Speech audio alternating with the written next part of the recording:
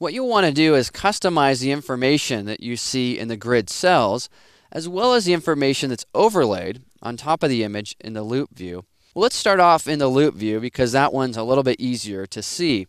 I'll go ahead and double click one of my images and I'm now in the Loupe view. Next step is to navigate to the View pull-down menu and then to choose View Options. This will then open up the View Options dialog. And I'll reposition this actually over here so I can see the info overlay.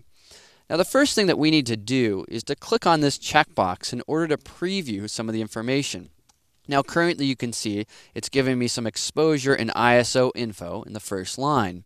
Well, that's because it's displaying info 2, which is located down here. Now I can change that. Let's say I simply want to see the file name up top, and now I have that file name displayed there. So it's as simple as making changes from these pull-down menus. What about Loupe Info 1? All I need to do is to preview that by selecting it here, and then same thing. I can make different changes by selecting them from the pull-down menu in this way. Now one more thing I want to point out here, and that is this little general message. It says show message when loading or rendering photos. You definitely want to leave that checked on. Otherwise, the image may be rendering. You won't really know why. It'll be a little bit frustrating. This will basically make your workflow a little bit more seamless and enjoyable, so leave that turned on. All right, well, what about the grid view? What we can do is click on this tab up top. It will take us to the grid view. And currently, it's showing my grid extras. Now, if I turn this off, I won't have any preview. I won't be able to customize this. So let's turn that back on and then note that we can toggle between compact cells or between these expanded cells.